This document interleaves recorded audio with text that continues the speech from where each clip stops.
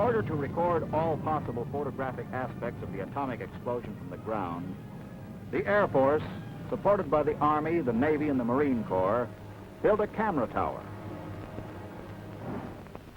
and installed and tested various still and movie cameras actually used in the atomic bomb test, complete with all the complex timers and controls necessary for their precise function through the flash and phenomena which follow.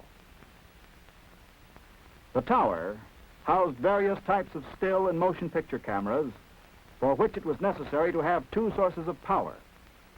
One 127-volt diesel and one 24-volt Waukesha unit. One of the earlier problems encountered was the vibration by the larger and heavier diesel. This definitely interfered with the operation of the cameras and had to be moved away from the base of the tower. Despite many problems, after months of work both day and night, we were ready to photograph exact test bombs at various speeds in color as well as black and white, with both moving and still cameras.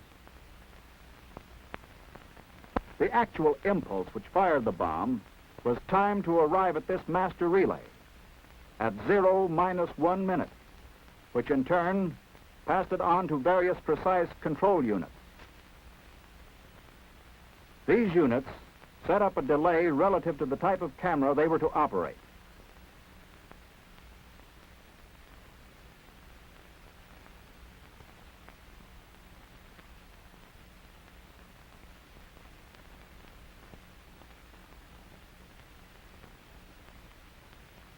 The K-18 still camera cycling control was a gear and cam device, tailor-made to ensure that the cameras overlapped as they made their 3 still pictures a second.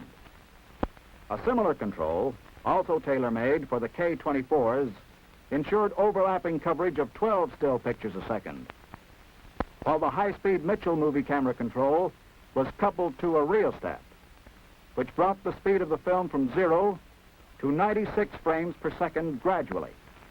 The -1 minute impulse traveled without going through any control direct to a Maurer 16mm color camera and to the standard Mitchell movie camera. The second impulse at -1 second was received on another master relay for the ultra-high-speed Fastex cameras. There were 11 of these cameras, 9 operating at 12,000 frames per second and 2 at 1,000 frames per second. These 9 high-speed cameras were timed to start at intervals from -0.6 of a second to -0.2 of a second. These delays were set into the control unit with precision test sets.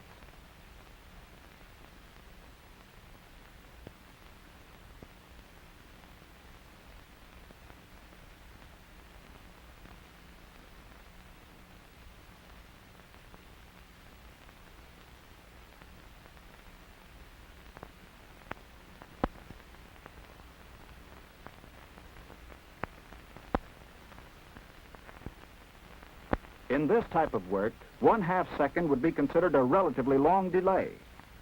These units also shut off the camera to avoid destruction of the film, as the entire roll passed the lens at the incredibly fast time of approximately 100 feet per second.